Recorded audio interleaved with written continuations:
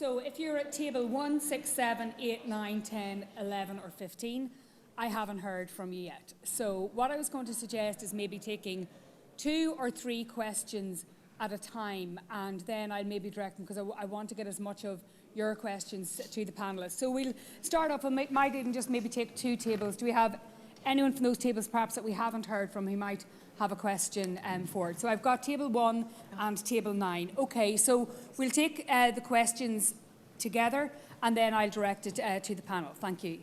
Hi, sorry, I don't know which of the speakers mentioned the issue with availing of services, and because the person who wanted to avail of service was like seen as that someone would be Aileen and Gary, the dual diagnosis? Yeah, the dual diagnosis. Perfect. Excellent. So did you get the sense that that was across all service providers, that they were reluctant to take on someone who had that dual diagnosis? Or was it like a higher level? Okay, before we take that, thank you very, very much. I'm going to go to table 9 and pick your question, and then I'll direct the question back. So table 9, can we have your question? This is just a question for Maureen. You mentioned the closure of the National Framework for Family Groups, and we were just wondering why it was closed or what that was initially. Okay, thank you. So just to go then, Aileen and Gary, the challenges of a dual diagnosis, do you feel that lack of access to services is specific to people who have that dual diagnosis, or do you think it's just more generally across the board? Aileen, I'll start with you. Okay, it is generally across the board. It is difficult to access services. Generally, there's a really long wait in some places to get into methadone treatment. However, dual diagnosis is even harder again, because only the policy is that only a service that has, as I understand it now, I don't know the policy very well, has a psychiatrist will take on a dual diagnosis patient. So that means even though most services do have like a mental health nurse or a visiting psychiatrist who might visit every so often, they wouldn't take her. So they insisted that you go to the National Treatment Service in Pearse Street, which has got psychiatrists working there full time. The thing is though, and from experience, she went there before, she went there years before. Like really all they do, although there's meant to be counselling and other services there, really it just seemed to be doling out methadone and not much else was happening. She certainly wasn't treated for her mental illness there. And now the problem is, because she's on a methadone program, she cannot access psychiatric services, so that she has not received psychiatric care for at least 6 years now, which is absolutely ridiculous. And Gary, is it the lack of what we were talking about in the earlier panels of wraparound holistic supports, or do you think that, like Aileen says, that there's a specific challenge when a dual diagnosis presents? I think it's both. I think there is a very specific there that when a person is in addiction, it's very hard to distinguish the effects of the addiction from the effects of mental health, and they both feed into each other, and they both compound each other, and they both need to be treated at the same time.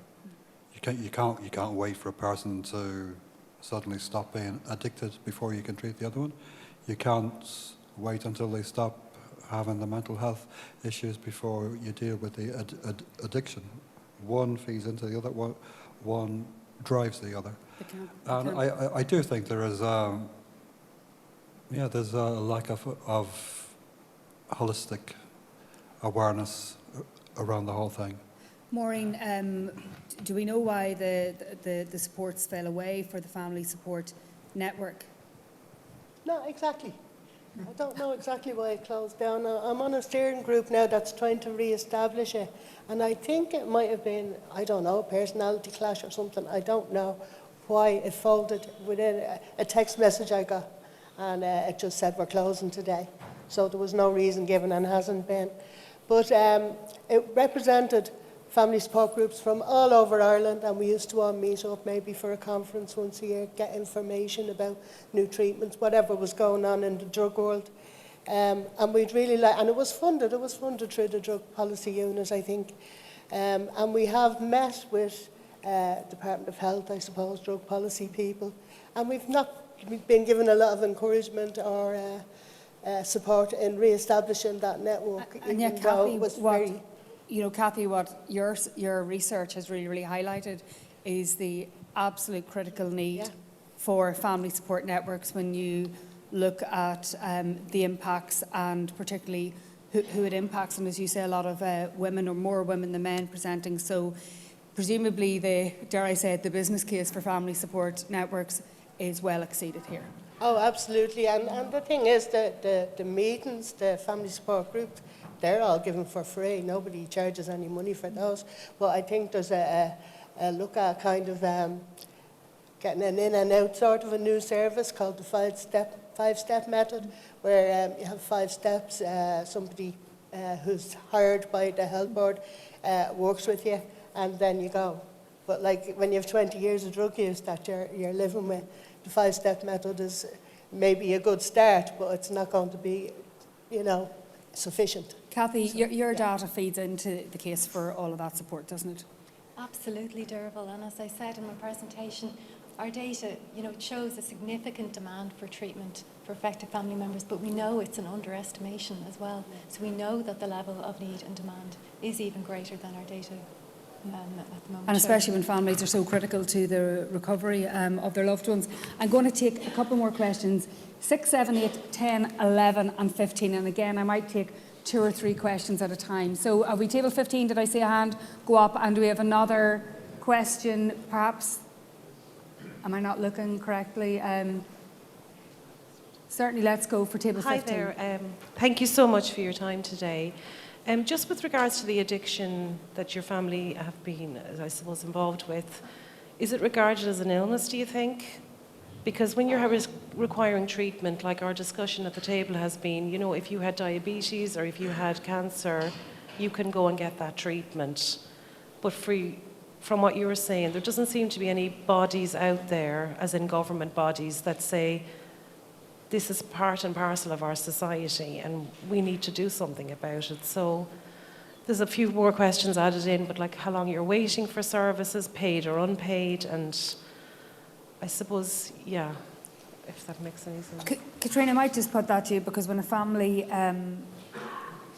has someone who has addiction, they're into a whole new labyrinth of experiences, and they don't have that sort of a textbook. And how do you think addiction is perceived by both society and maybe the service themselves? Is it viewed as an illness, or is there still sort of shame attached as if somehow you're responsible because it involves something illicit? Okay, right. So there's two sides to this, because there are some people who believe that addiction is not an illness. However, I believe that it is, and that because if it wasn't, it wouldn't have to be treated. So I definitely believe that it is an illness, and all the rehabilitation, that is available for the addicts to go to the rehab units, they base their ethos on whatever. Health-led approach. Yeah, on health. Yeah. So therefore, yes, I would believe that it is an illness, and it can go from generation to generation. And if we don't, like what we're trying to do, we're trying to break that culture, which is quite prominent in Ireland. I firmly believe there's not one family in this room that hasn't experienced addiction in some way or other over the generations. So it's what we're trying to do is to learn to break that culture of addiction within our services by education of my son's siblings, providing them with support, supporting them. Now, I will say that the South East Family Support Group, I've listened to about the national, but just to say about that side of it, that we're very prominent and we're a very alive group down in the South East, and we're supported by our coordinator, Rena Green, and her team, with the Drugs Task Force. So I'm not too sure what's happening at this end of the country, but not all sides of the country is in the same position. Anne-Marie, it took a long time. I think we've got much better at the conversation talking about mental health and suicide, you know, we can now say things like it's okay to be not okay. The national conversation has changed in that regard. Do we have a long way to go before we can maybe convince wider society that addiction isn't just you know, it's not something you did because you're bad, but actually that it's an illness? We perhaps maybe have more empathy or sympathy for maybe someone with a cancer diagnosis or something else. Do we still have a long way to go before we shift our societal understanding of addiction? I don't think many people that's in addiction at the moment woke up one day and decided that I'm going to put my family and myself through it. And I do think there's a long way to go. And I think there's moments like this when we get to talk about it, especially in the traveller community, and bring awareness around about it. Everything helps. Yeah. I want to say just, there is table 5. Let's take a wee question from there, thanks. And if there's any other hands up, we're going to go back to table 3 as well. So why don't we do the same? We'll take we'll take the 2 questions together and then we can redirect them to the panel. So 5 and then 3. I just want to say thank you so much to the panel. We're all very aware of what it took for you to sit up there and give your stories today. And I don't want to be insensitive with this question. I was just wondering around your finances and the drug debts incurred by your family members. How did that affect you and what was the scale of it? And I'm fully aware if you don't want to answer it, that's fine. Thank you very much. I just want to go to table 3 as well. To commend all the panellists as well on what must be a heartbreaking time for all parties. But one of the questions we had at the table was, if there was a national body, a national organisation set up, one body set up, would that make it easier for you to access the services, know what services are there, so that your daughter in one place can go to one place and she's looked after from a psychiatric point of view, to methadone, to all the different bits? Would that work, do you believe, in your opinions? Okay, I'm going to take table number 7 as well.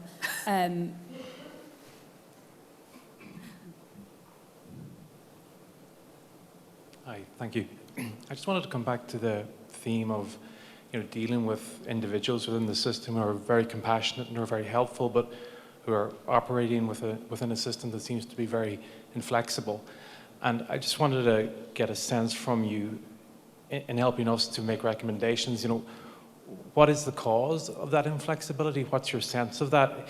Is it a sort of cultural thing, an inertia, or is it something else where there are other competing interests? For example, the lady whose son was in prison mentioned the fact that you weren't able to contact the padre within the prison system, and that was because of GDPR, and that would seem like a very simple thing to fix, but then you have this GDPR complication coming into it.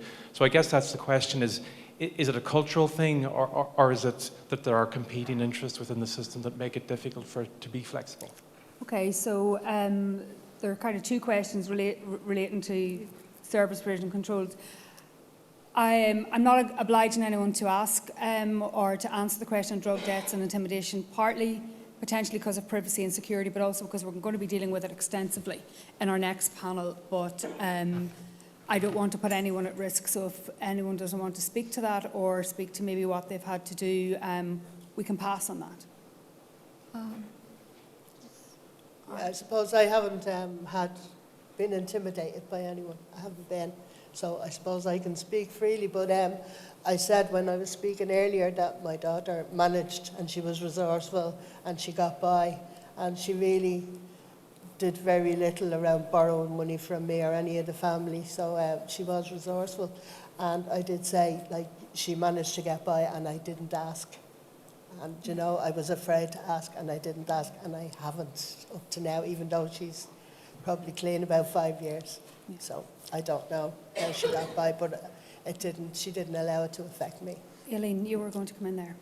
Yeah, we did pay off drug debts a few times, but they were, sorry, where are you? There was table 5 here. They weren't huge amounts, they were certainly less than €1,000, probably about €500, which was easy enough for us to come by.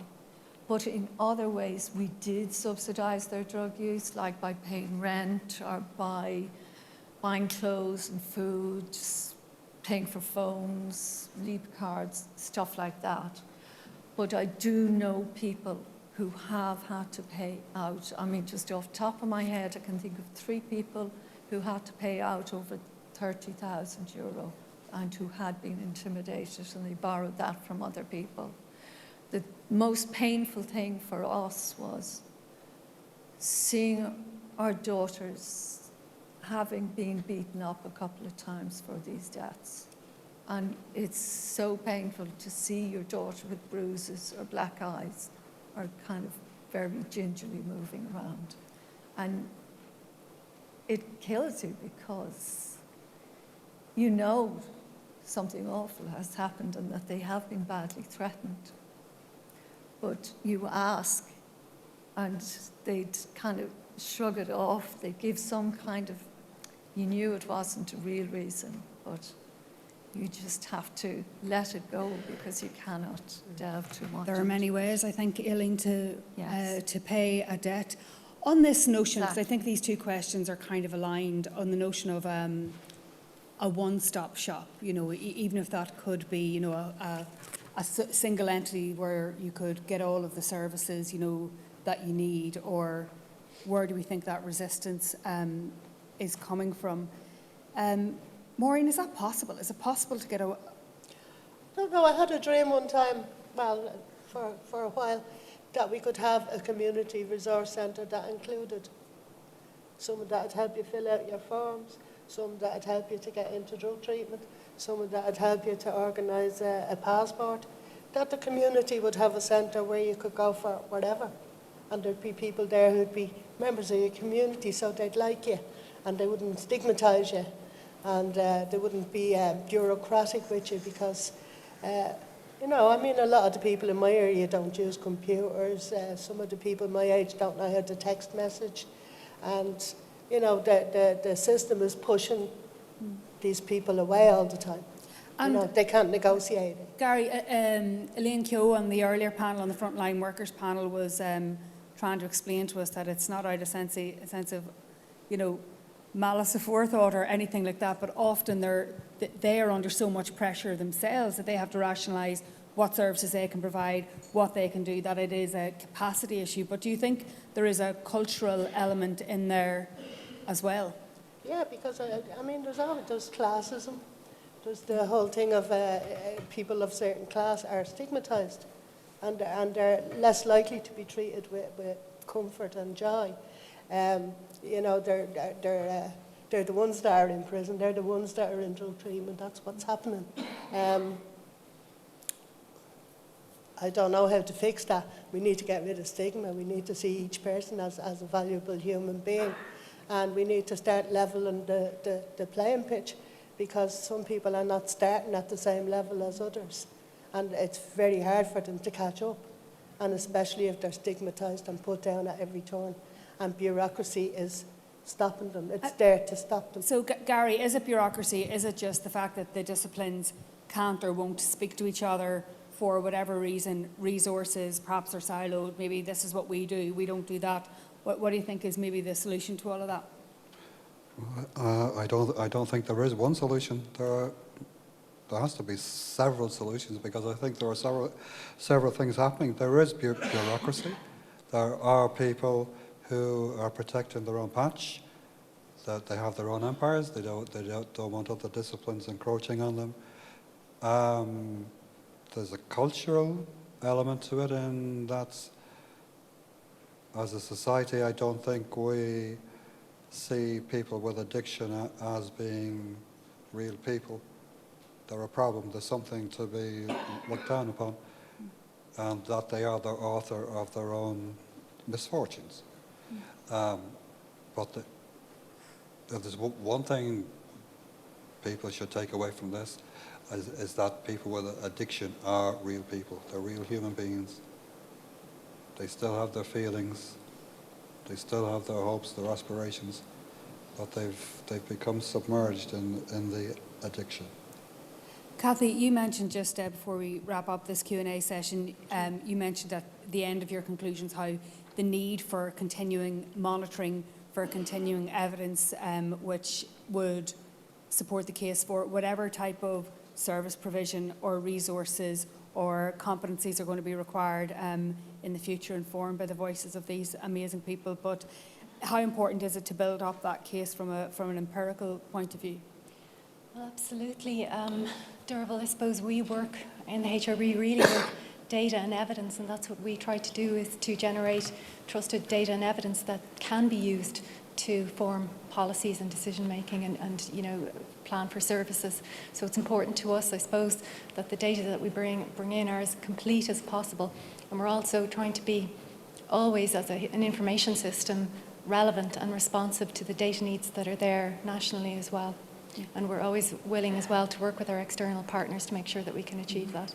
Final word to you, Anne-Marie. Culture or capacity, or is it a little bit of both? A little bit of both. It is. Listen, we're going to wrap up this panel to go to the break now. But for now, to Kathy, Gary, to Maureen, to Anne-Marie, to Aileen and Katrina, on your behalf, thank you so, so much.